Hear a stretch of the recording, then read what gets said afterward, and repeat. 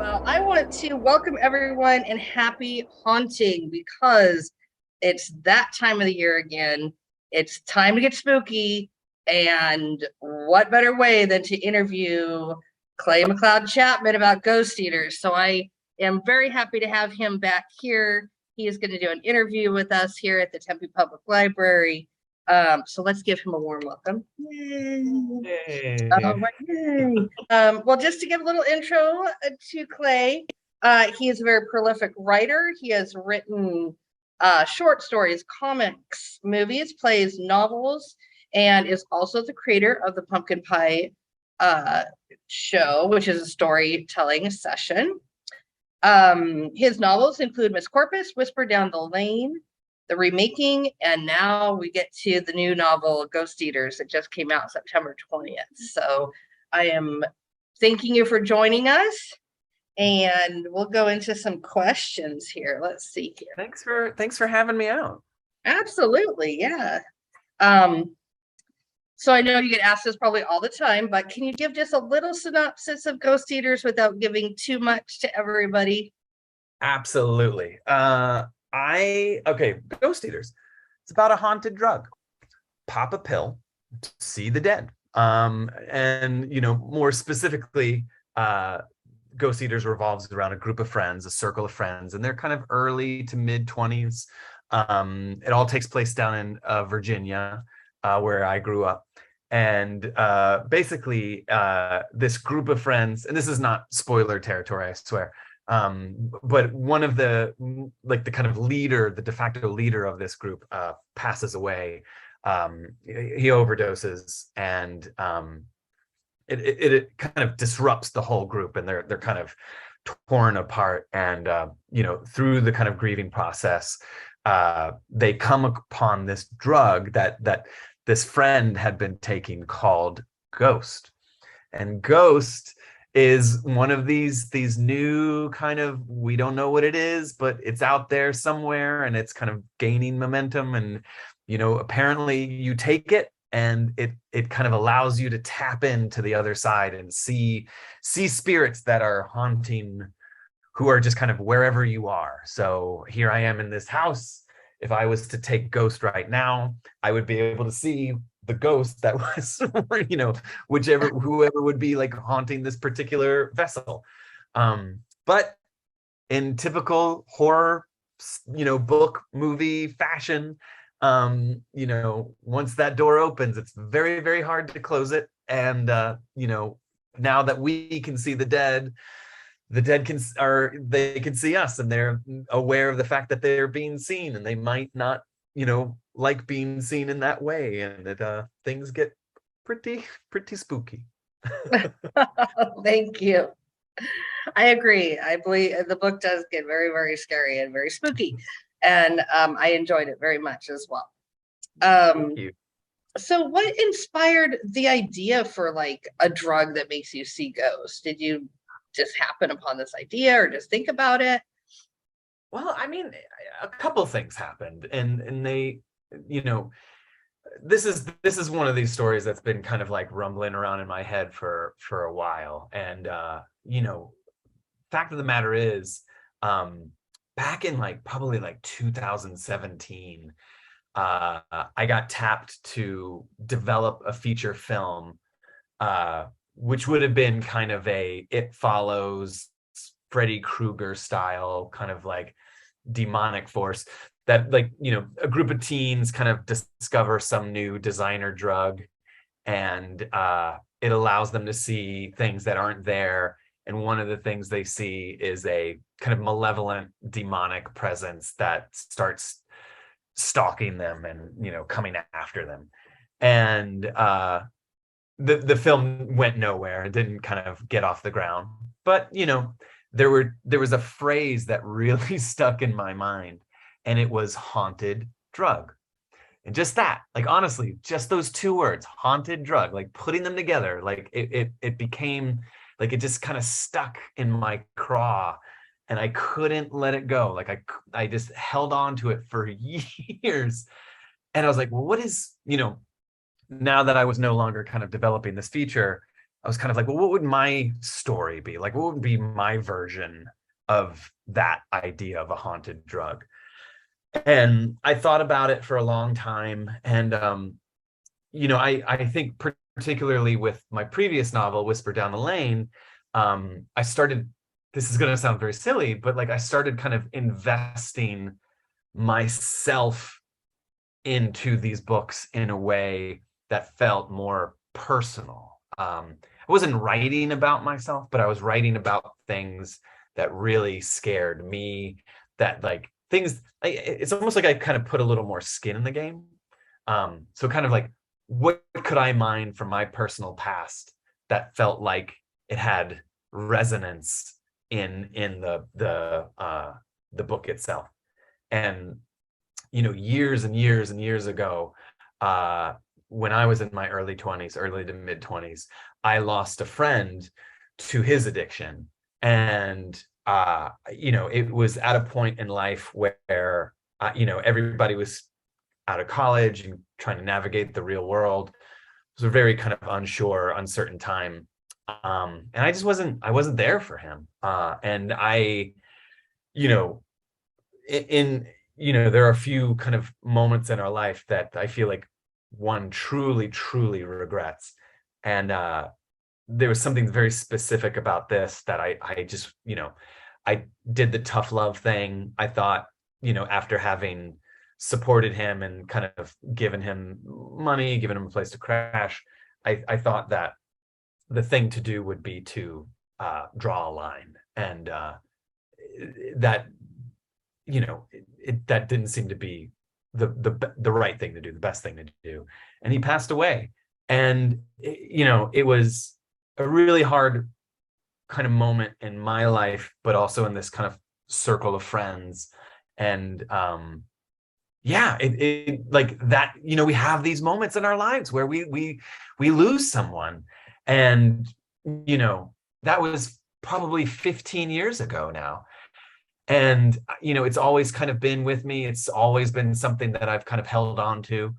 And, it sounds ghoulish when I think of it, when I talk about it like this. It's like, it's like, you are like, here I am kind of speaking specifically about like horror books and spooky things and scary things. And also speaking about something very kind of personal. And, but I ended up writing about this experience without it being me, without it being my friend. It's not us, it's not him. But it is the kind of emotional core of what is it like to lose a friend that you're not there for when they need you the most. And I just kind of built this book around that kind of emotion, that kind of personal kind of little seed of history, and created this scary book, taking the idea of a haunted drug and kind of marrying it to the idea of what is it like to lose someone that you hold dear. Mm-hmm.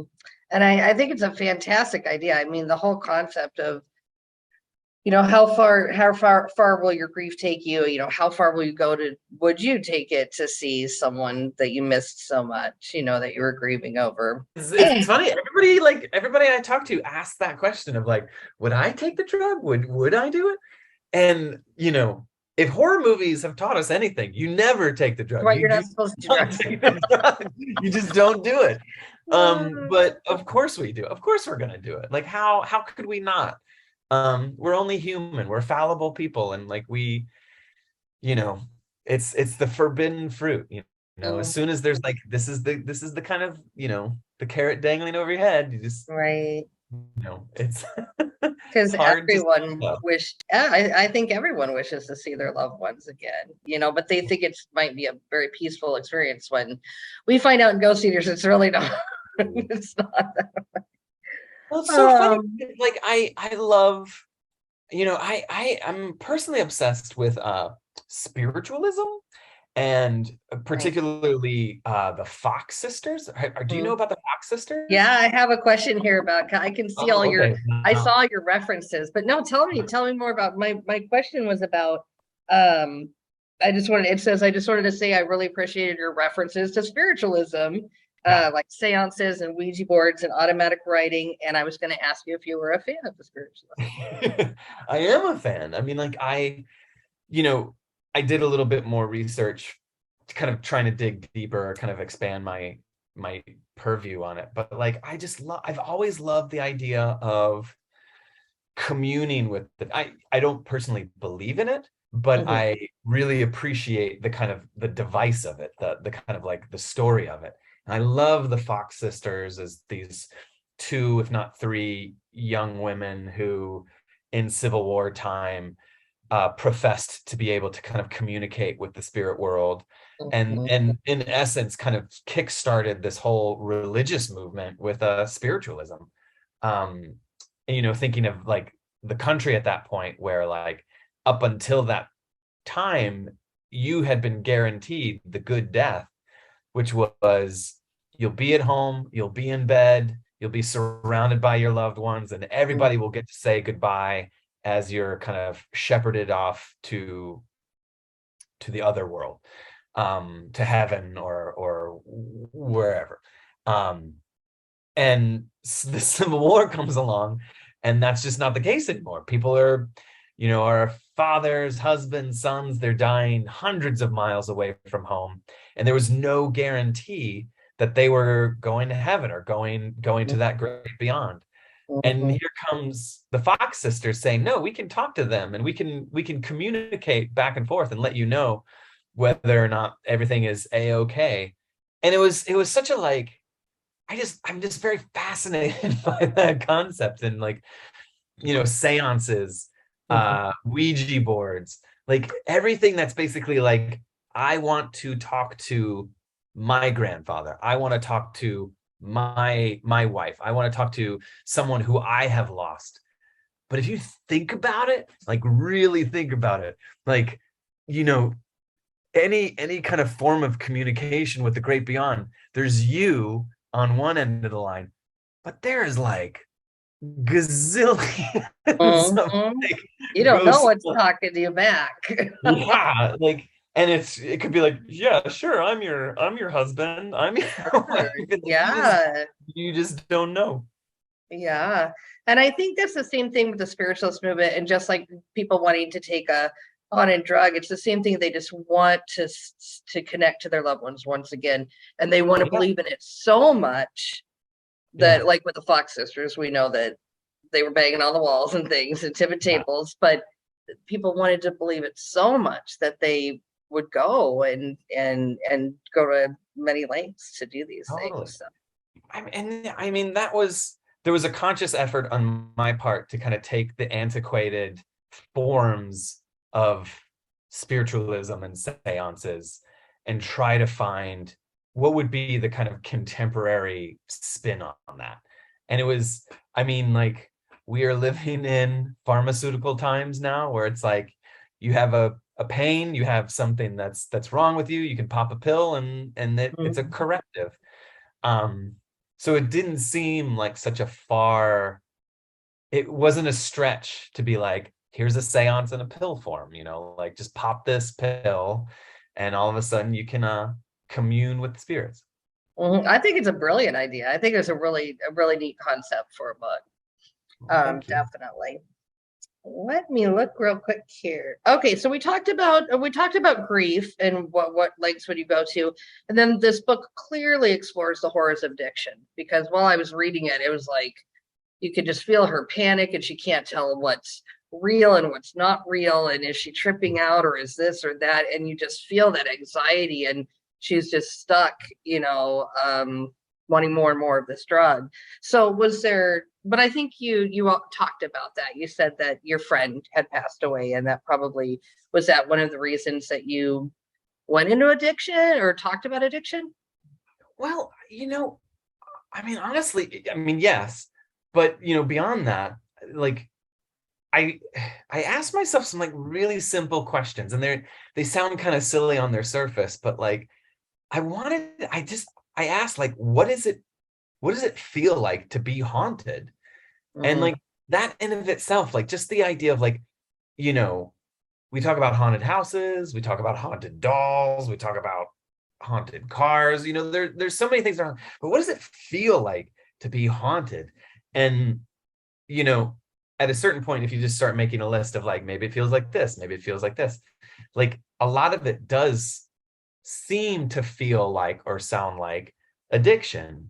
And in a weird way, it was like it was the kind of perfect storm of all these themes kind of coming together, where I wanted to talk about grief, I wanted to talk about the nature of ghosts, I wanted to talk about the nature of hauntings, I wanted to talk about addiction, I wanted to talk about mushrooms, and like all of a sudden, like the it's not that the work did itself, but like the connective tissue between all of these elements felt very natural, very organic. Mm-hmm. And I just felt, you know, I went for the ride. And what a wild ride it was. I finished the book and I said, and what a strange trip it has been. Like Yeah. quoting the Grateful Dead. It was very interesting. But I don't want to give too much away, of course. No spoilers.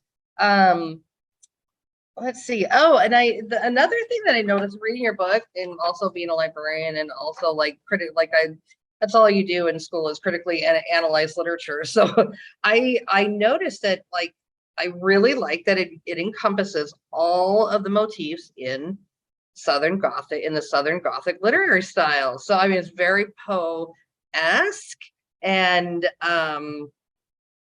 like it has, and this is just the description. I'm not making this up. This is like the description of Southern Gothic. It has freaky and grotesque characters. The setting is in the South. Ghosts and supernatural figures, violence and crime, destitution, death, decay, and characters that are trapped or imprisoned by their own fears.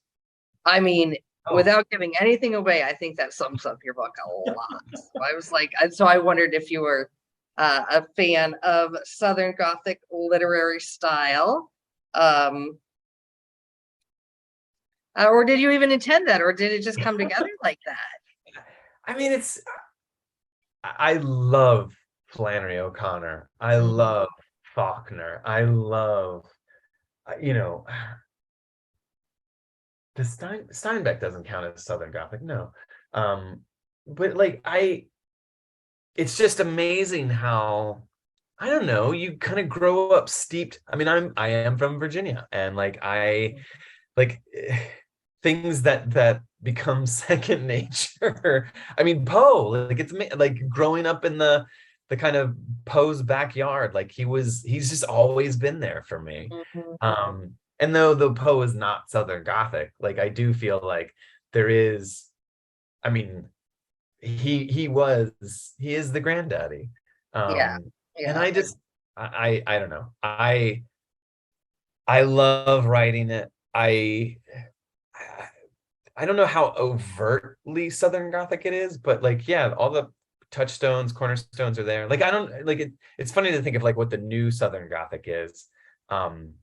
Characters. I mean, like, I think like S.A. Cosby, even though he's more kind of noir, like I feel like there's something so Baroque about his writing that feels Southern Gothic.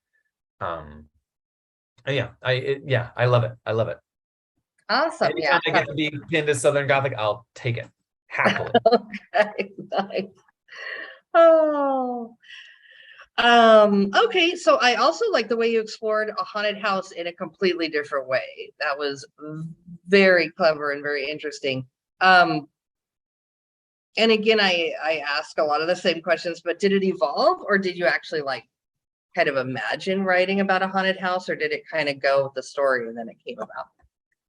I mean, I always wanted to write a haunted house book for sure. But I think the thing that kind of evolved is the kind of the conversation about the nature of haunting. I don't know, like you read Haunting of Hill House, you read Richard Matheson, you read We've Always Lived in the Castle. Like it's amazing how I feel like the haunted house story is very well represented. and it wasn't so much that I wanted to reinvent the genre, because others have done it much, much better, like House of Leaves. But like, I think that for me, it was kind of like, how do you look at it differently? How do you put a little spin on it or a little twist on it? And that was my hope.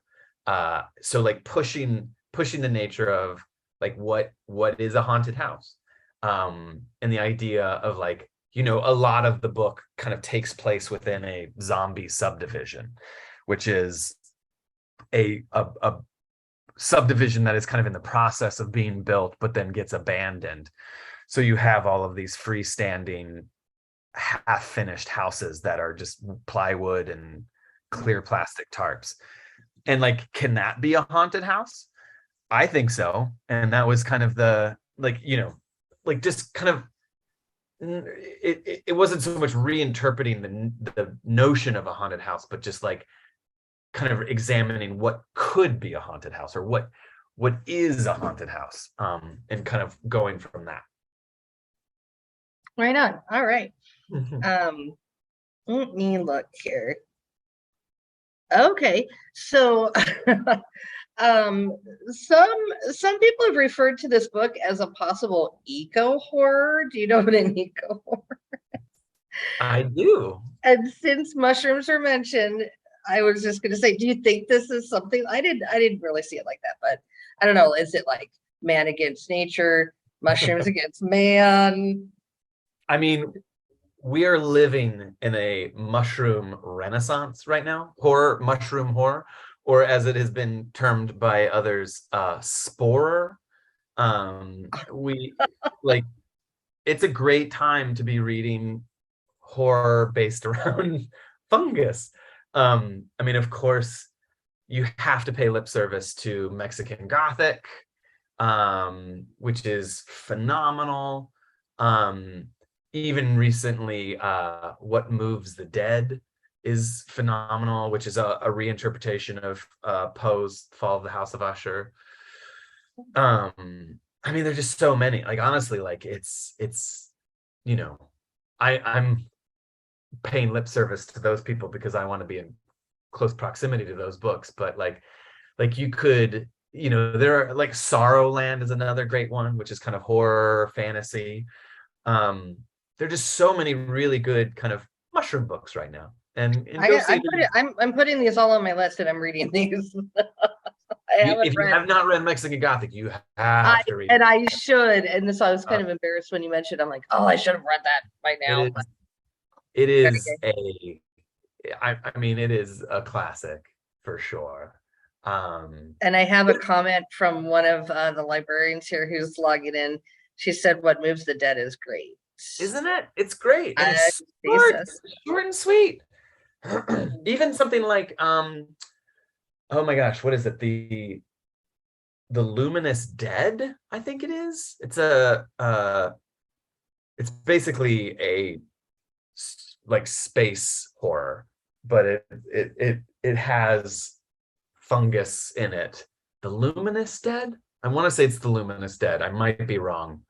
The Illuminated Dead, the Bioluminated, the Luminous Dead, I think it is. That is, yes, Luminous Dead. Yeah, there we go. That's what she says. That's another great one. I mean, there's just a lot of good. Mushrooms are scary. They're in right now, I guess, to write about. Yes. Okay. And I will happily ride those coattails. I love it. Oh, all right. Let me see here. Oh, okay. So I just have to ask you. So, like, there are truly some like super gross descriptions in this book, and they make it very scary. But it was like sometimes it's like so gross. You're like, why did he go there? It's kind of crazy. Like maybe like I'll just say like licking. There's like some licking scenes. So anyway. Yeah. Did you just want to just go all out, or is that what you think? I think I did. Feel and goes. I mean, you know, it's so silly when I think about it, but like, you know, with my previous book, Whisper Down the Lane, it was this. It wasn't like a all-encompassing discussion, but like a few folks kind of were like, "Oh, well, this isn't horror. this is like a thriller book, or this is psychological thriller or psychological horror, but it's not horror. And I would, this would be like Goodreads or Amazon, like, every so often, like you would see some kind of quote or review kind of bubble up, and people would be like, that's not really horror. And it was always like, oh man, this sucks. Like, they didn't think that Whisper Down the Lane was horror. Like, like I was like, oh, it's horror to me. And I was a little kind of, I guess, bummed out about that. And so when I was writing Ghost Eaters, there was this moment of like, well, so silly. But like, I was like, well, if nobody thought if people thought Whisper Down the Lane wasn't horror, well then damn it, I'm gonna write, Ghost Eaters is gonna be, I'm gonna do nothing but horror. I'm gonna crank it up and ratchet it up to 11. And so yeah, I think I probably went a little overboard, but it was in response to people being like, this isn't horror. So I'd be like, well then I'm gonna make sure that the next one is horror. I love it. I love it. All right. Let's see here.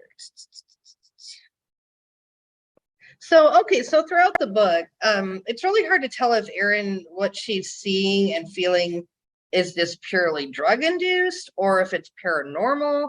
I felt it was both. Yeah. And so I didn't know, like, should this be read purely from like she's just tripping, or that there's actual paranormal things happening, or is that the whole question of the book? Probably. I mean, that's the fun thing, right? Like, is it happening? Is it not happening? I mean, I think that, like, I don't know. You did a great job at that, because like there's some things and then like some other things happen, you're like, okay, this is probably really happening. You're like, this is crazy. Yeah, it's so funny, like how, I don't know, like I definitely wanted there to be the notion of, is it real? Is it all in her head? And I mean, I think the book probably at a certain point makes a decision and like says, no, this is really happening. But like for a good portion of it, I definitely wanted it to be like, is it real or is this the drug? I mean, that's the kind of fun part of like a right. No, you did a fantastic job with that. Yeah, that is the fun part, and that's just trying to determine what is, and then also feeling what she feels. Like you're like, what is this? All these things are going on. Terrifying. Like I, as someone who is very prudish when it comes to pharmaceuticals, like I just don't partake. Like I don't know. Like it's funny how just wanted to be like just wanted to be a trip. It was. I tripped out, I'll tell you. Let's see here. Okay. Yeah, we talked about spiritualism. So what part of the book did you think was the most fun to write? Maybe a character or the grotesque thing? I mean, or was the whole thing? I mean, it was a fun experience. I did kind of enjoy this one in a way. Or should I say, is it, I know it must be hard to be a writer. Like all of us who are into English literature, we've all tried our hand at it, in our 20s, and it's not easy. Like people think it's easy to be a writer. It is not. You have a writer's block, and will this come together with this? So do you find it easy to write, or do you, it's I think people really take for granted. They really take for granted how hard it is to be a writer. Yeah.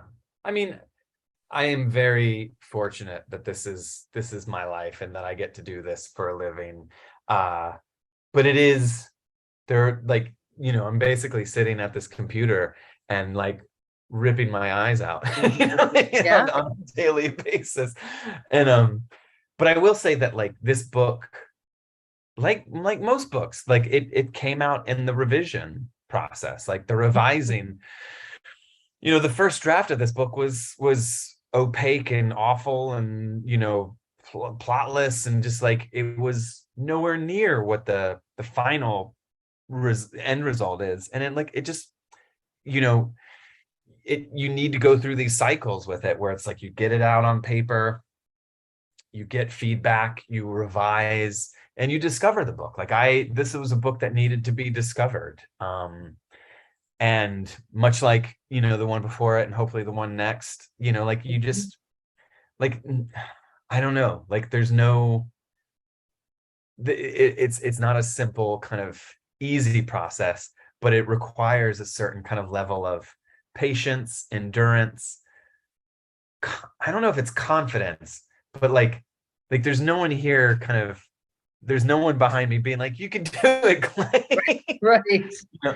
Like most days it's just like, what have I done? Self-motivation. Yeah, you have to be self-motivated and then try to put all your ideas together and characters. Oh my goodness. Yeah. Yeah. But then you get it out there and it's like, okay, now the world can have it. And then the world kind of tells you what it is. And sometimes they'll tell you it's good. Sometimes they'll tell you it's not. It requires a certain level of Zen, like I am a rock. I am on my island. I'm like self-preservation, right? Right. At no point is the process fun, but Yeah. it is like, this is what I want to do. This is how I want to live my life, and these are the stories that I want to tell. And hopefully somewhere out there's someone out there who wants to read these stories. I still want him to make things into movies. That's what I want. Now we do have I saw, is it Wendell and Wild, yeah. Wild, I said the wrong thing. So Wendell and Wild is like a coming out here on Netflix. Yeah. Very soon, October 28th. October 28th. Okay, and so it's a like a stop motion film that you and, I didn't write down his name, Henry Selick combined together and created. So that's really interesting. How long does it run? Like, is it an hour? Is it a?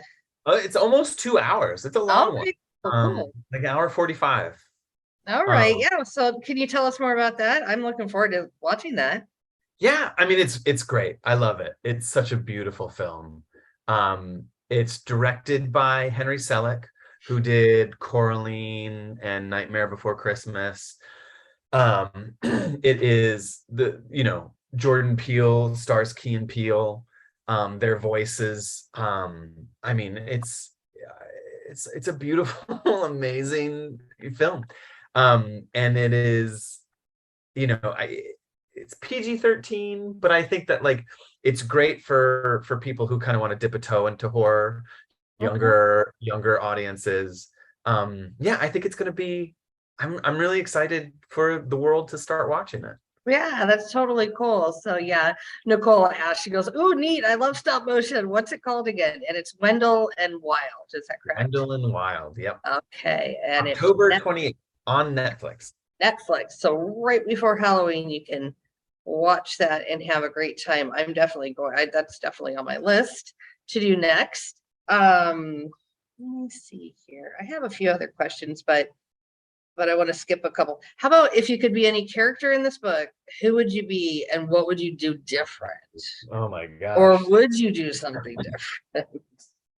I mean, if I'm being completely honest, like I wrote, I am Aaron. But so I feel like I have to go with Aaron. And I would just do every other decision. Just the opposite from her. I would say no drugs. Like, it would be a boring book, but it like just you'd say have no. You'd have your sanity. You would have your sanity, and so that's good. Yeah, but no, I guess we don't want to go there because then we wouldn't have much of a story. Yeah. Right. Let's see. I think those were pretty much all that I had. I mean, I guess we could mention like writing from a female perspective. Is this the first book you've written from a female perspective? Was it hard to do, or? Well, it's a tough question. And I mean, like, it's not the first time I've written from a female perspective. Like, the remaking was from a female perspective. Oh, true. Yes, that's true. Parts of it, sections of it. And I mean, I've written stories There definitely have been like I have written from a female perspective, and I guess the jury's out whether I do it properly or not well enough. But I do think that, like, for me, ultimately the kind of decision that I make in like choosing whether to write from, like, who to write from what point of view, um as long as I'm kind of honest with myself, honest with the character, uh and kind of do lip service to an emotional truth, um you know, I feel like I worry less, or it's not about like trying to like be like, oh, this is factually correct, like as much as it is like emotionally correct. Like, I want to write from the perspective of someone who, a character, and let it ring as if it were honest. um it's not so much that it has to be a likable character, an unlikable character, a historically accurate character, a it's just like specific to this character and their emotional truth. That's my hope. You just have to get to it. Right on. Right on, and see it from their perspective. Yeah. Yeah. Okay, so what's next? Is there anything next? I know I keep bugging you. No, I mean, it's great. Like, I'm working on something new for Quirk, which is exciting, and nerve-wracking. There are a few things on the horizon that I can't talk about just yet, Okay. but stay tuned. Like, come back to this channel, and maybe in a week or so there'll be another announcement. I don't know. Like, it's but yeah, always writing, always working on something, and some of those things just start to bubble up to the surface. Nice. Well, yeah, I mean, anyone who is interested can always go to your website, and you have everything that's going on, especially all your events. And I even saw our event on there. So I was like, oh, thank you for promoting us. And we're just so happy to have you. I have not read Whisper Down the Lane, so that is my next book There you that I'm go. going to read. So It's I will horror. let you It know. is horror. Okay, I will tell you. No, I'm just kidding. I will read it as such, and I'm very looking forward to that. Anything else that's going that you would like to share today? You check out Ghost Eaters at your local library, and then I guess watch Wendell and Wild on Netflix October 28th. Yes. And then yeah, keep reading books. Keep reading books, keep staying spooky. And thank you, Clay, again for joining us here at the Tempe Public Library. We really appreciate it. I also want to thank everyone who attended. And like I said, keep reading and stay spooky. Until next time.